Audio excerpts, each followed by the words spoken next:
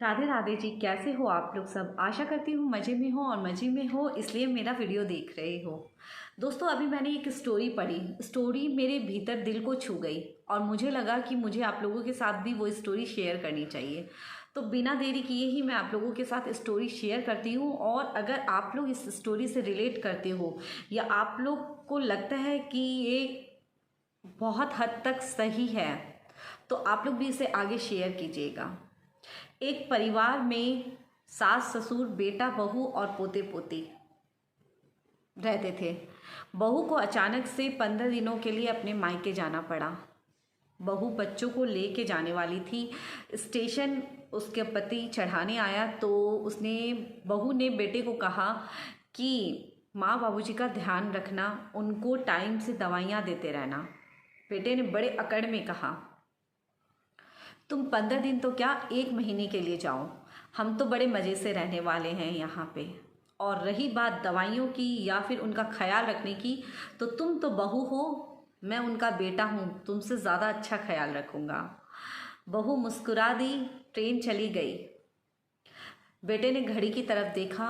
सुबह के 8 ही बज रहे थे तो उसने सोचा क्यों ना जाते वक्त नाश्ता लेता चला जाऊं, तो माँ को नाश्ता बनाना नहीं पड़ेगा, माँ को आराम हो जाएगा।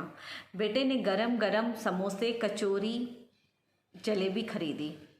बेटा घर पहुंचा, माँ के आगे नाश्ता रखा और बोला, माँ नाश्ता मत बनाना, मैं नाश्ता लेके आया हूँ। माँ ने पैकेट खोल के देखा, कचौरी समोसे और जलेबियाँ।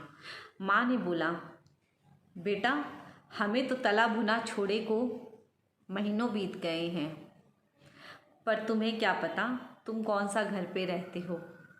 बेटा बहुत चक्का हो गया।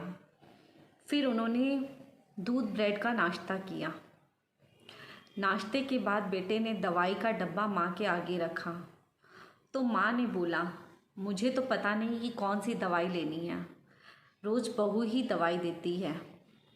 बेटे ने बहू को फ़ोन किया और पूछ के माँ बाबूजी को दवाई दी। इस तरह अनगिनत बार दिन में उसे फ़ोन करना पड़ता था कि कौन सा सामान कहाँ रखा है, माँ बाबूजी को क्या पसंद है, कब क्या खिलाना है। इस तरह करते करते दिन बहुत मुश्किल से कट रहे थे। माँ बाबूजी को भी बच्चों की और बहू की याद आ रही थी। दिन में 2-3 बार कॉल करना, बात करवाना, इससे बेटे को भी झिक हो रही थी और बेटे को समझ में ही नहीं आ रहा था कि माँ बाबूजी को किस टाइम में क्या खिलाना है, उन्हें क्या पसंद है क्या नहीं पसंद है, कौन सा सामान कहाँ रखा है, कौन सी चीज़ें कब उन्हें देनी है। इधर सास ससुर के भी चेहरे मुरझा से गए थे। बात बात पे माँ बाबूजी को बहू को याद करना बेटे को झुंझलाहट लाने लगा था। बेटे को लगने लगा कि उसने अपने माँ बाप की बुढ़ापे की लाठी छीन ली है। उसे अपने माँ बाप का अकेलापन देखा नहीं जा रहा था, उनके भीतर की बेबसी देखी नहीं जा रही थी।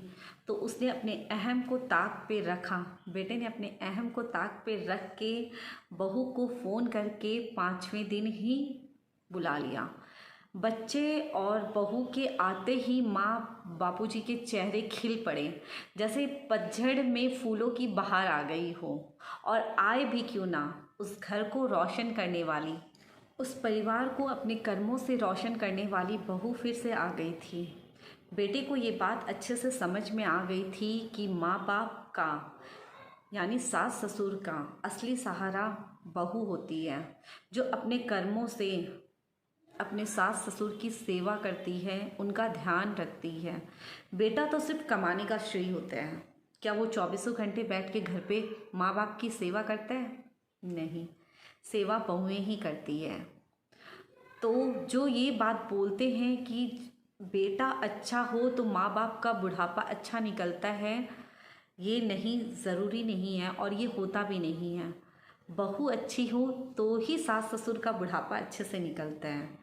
आप लोग इस स्टोरी से कितना रिलेट करते हो या आप लोगों को ये स्टोरी कैसे लगी, कमेंट बॉक्स में ज़रूर बताइएगा। और थोड़ी सी भी अगर पसंद आई हो तो इसे शेयर ज़रूर कीजिएगा। तब तक के लिए राधे राधे।